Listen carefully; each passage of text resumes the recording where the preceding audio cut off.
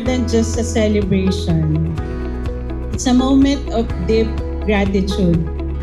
It's both an honor and joy to welcome you to our 10th anniversary. KMD started with very, very humble beginnings. It was a company that was created because of a certain opportunity that we saw.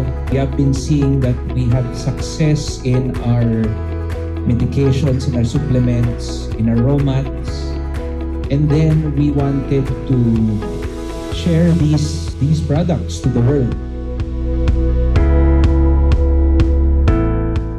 10 years ago, our founders, present here today, Sir Paulo, Sir Carlo, guided by our father, Sir Dindo, and Miss Cynthia, once started this journey with a mission and a vision. Simple, sincere, and full of heart. We wanted to build a company that will create value to our customers and partners and directly impact in the communities that we serve.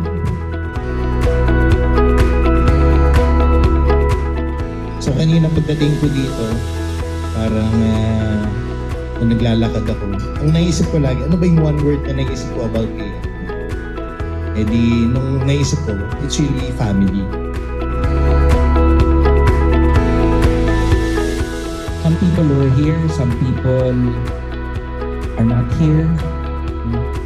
But what's nice is a lot of the people who started this are here today. And we are all celebrating the triumph that we have now. Today, we honor you. And through you, we honor everyone who gives their best.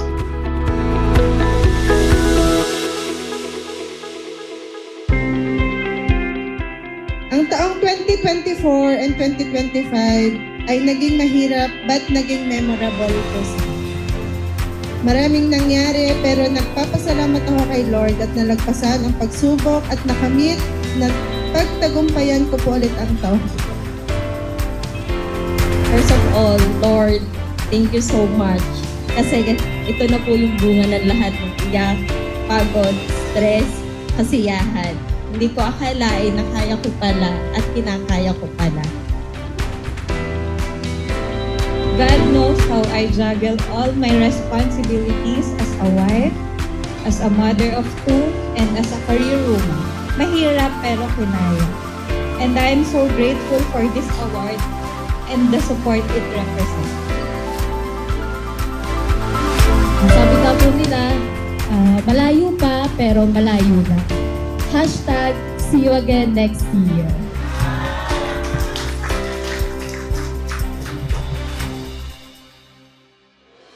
Doon ako na-amaze sa KMD na really yung growth niya through the years na we witnessed ko siya.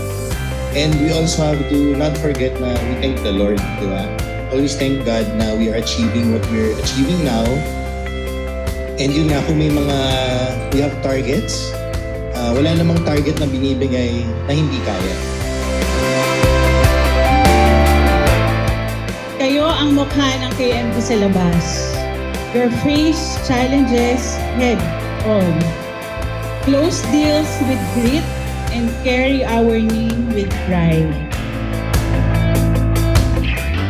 Numbers matter, but today, the most important figures are not these totals, the targets or the revenue.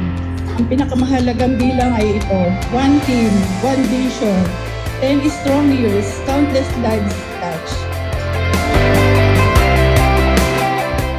So we're here to celebrate our victories, also celebrate our new challenges.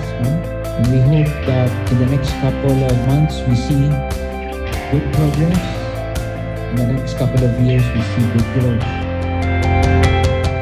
I'm Loida Tahon, the president of KMD Agro Ventures, an agri-trading company in Batangas. Thank you very much for the support, especially to our clients and to our staff and everybody that make these things possible. Maraming pong salamat. This will not be possible without the help and contribution of everyone. So thank you, KMD family, and we hope for more years to come and more sales to go. Thank you and God bless. KMD 10th year anniversary!